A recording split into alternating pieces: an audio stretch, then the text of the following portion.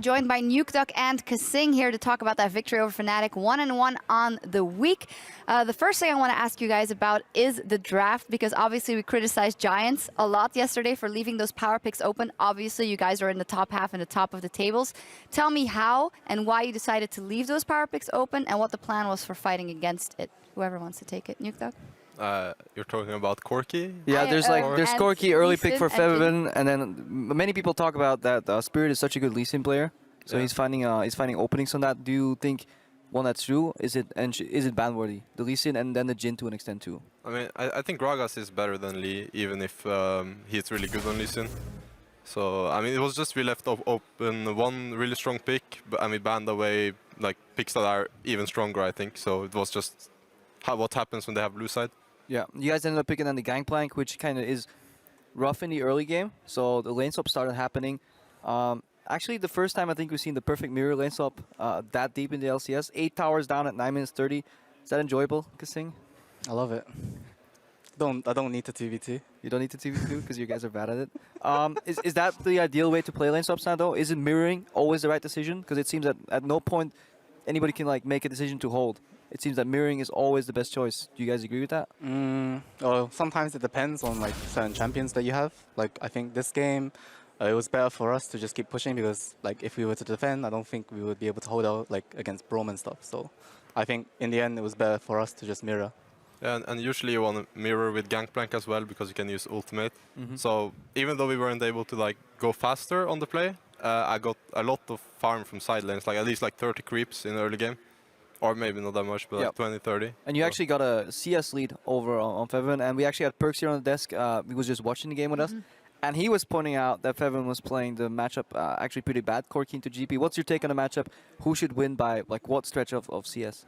I think Corki should win by like maybe 20 CS or something at 10 minutes. It's usually what happens when. But he was just pushing the wave and trying to get pressure that way for the team rather than like trying to punish the hard 1v1. He was just like perma pushing and trying to hit my turret, which let them take my turret instead of CS lead. Yeah. In the end, still, it was super, super close. You guys started to pull ahead, but then the Baron moment happened, and we wanted to take a look at that with you guys. We're going to get that replay up on the screen. A 3-0 in the end for Fnatic. What went wrong here? Maybe in the shot calling, or what was the situation like? I think here, like we just wanted to use Nash as a way to engage, right? But then it was like, the Nash got really, really low. And then we decided we had Kalista anyway, so technically we should have the Nash no matter what. And I think it was just like, I think I shouldn't have gone out with Kalista. Maybe I should have just like healed more for the rest of the team rather than just go with Kalista, because Kalista has ult anyway. Oh, maybe she ulted me earlier. But anyway, regardless of that, like I should die for the team rather than the team dying for me. And I think that's what I did bad in this team fight. Otherwise, it would have been fine. Like one kill for one Nash is really, really good in my opinion. Seemed like a little bit of miscommunication because with a Kalista, would a better call not be, obviously we can see it from over here, it's very easy for us. Would a better call not to be just to go for the smite and let Spirit into the pit, because with Ren and smite you should theoretically be able to get that every single time? Or were you guys so afraid from Spirit stealing it? No, because we have Kalista regardless, and I think we have enough CC to lock down Lee Sin. I think we had to ask like Kalista how many stacks she had, so in order for us to understand how much HP went to burst. But then it was like, even though we got vital skill shots here on Lee Sin, like Fresh Q or Nautilus, etc., but I think we just maybe went in a bit too early, other than like leaving it for a bit for Kalista to get a bit more stacks, and otherwise it would have been perfect. Sorry. Yeah, that mistake, in addition to Nukeduck kind of getting caught out twice, was a little bit critique coming out.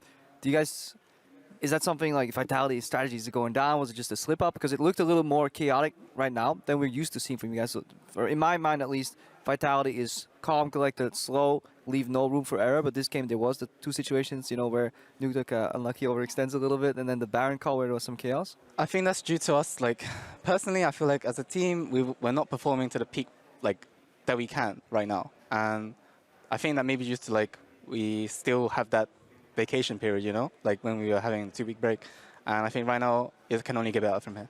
All right. Yeah, go ahead. You agree? Okay. I want to ask you one final question about Fnatic. Obviously, before IEM, we would have said Vitality, super easy win for them, actually, with the level that they are at. Did you notice a big difference in playing them now, Nukeduck? I think there's a little bit difference. They're more like aggressive early game now, and Reckless is really good on Jhin, and Spirit is good on Lee Sin. I guess they practice that a lot at IM, but besides that, they're the same team, I think. I think there are no changes. I mean, they're still Fnatic, you know? Like, maybe when the playoffs comes, they could be like the Fnatic before, but right now it's like, I can see them improving, but it will take a bit longer. What's their biggest weakness, in your opinion? I think their jungle support synergy.